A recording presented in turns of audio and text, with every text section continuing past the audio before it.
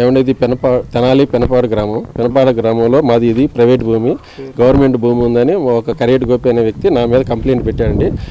దానికి ఇదిగోండి దీనికి రిపోర్ట్ ఇది దారిని చూపించమని మేము కూడా అడిగామండి. సర్వేర్ గారు వచ్చారు, కొలిచాడు. యువతల నా స్థలమే, ఇది నా స్థలమే అని చెప్పానండి. ఈ స్థలానికి ఇటు దారి లేనప్పుడు ఆ పైవాడికి ఇట్లా దారి ఎట్లా ఉందని చెప్పాను. ఆయన చూసి ఏమీ మాట్లాడకుండా వెళ్ళిపోయారండి. పిటిషన్ మీద పిటిషన్ ఇస్తున్నారండి, మమ్మల్ని కట్టుకోకుండా ఇబ్బంది పెడుతున్నారండి. వీడు కూడా ఆలలో పనిచేసే ఒక వ్యక్తి అండి. ఆ వ్యక్తి మాట విన్నారు కానీ మా మాట వింటలేదండి వీళ్ళు. ఆ వ్యక్తి మాట వింటున్నారు కానీ మా మాట వింటాను. నేను ఏసీబీ గారిని కూడా కలిసాం వెళ్ళి రాత్రి. ఏసీబీ గారు నేను చూస్తాను, నేను మాట్లాడతాను అంది. కనీసం మళ్ళీ తెల్లవారిపాటికి నోటీస్ ఇచ్చారు వచ్చి.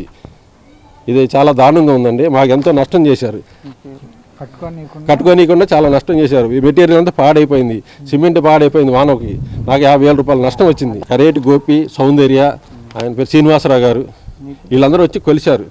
కొలిసి ఏం మాట్లాడకుండా వెళ్ళిపోయాడు సర్వేర్ గారు. ఇక్కడ స్థలం ఉందా లేదని కూడా చెప్పాలి. ఆయనకి నేను చెప్పించాను, ఈ స్థలం కాగితాలు చదివించాను, ఈ స్థలం కాగితాలు చదివించాను. ఆయన కూడా సైలెంట్ అయిపోయి వెళ్ళిపోయాడు, ఏం మాట్లాడలేదు. ఇప్పుడు మళ్ళీ వచ్చి పిటిషన్ ఇస్తున్నారు. ఇది చాలా అన్యాయం, దారుణం అండి. ఏసీబీ గారు మీరు సరైన చర్య తీసుకోవాలి వీళ్ళ మీద నేను కోరుతున్నాను. నోటీస్ మళ్ళీ ఇంకో మాట మేడం గారు, నోటీస్ తీసుకుంటారా లేదని మనల్ని బెదిరిస్తున్నారు. ఇది ఎంతవరకు సామాన్యం? మీరే చెప్పాలి, మీరే న్యాయం చేయాలి.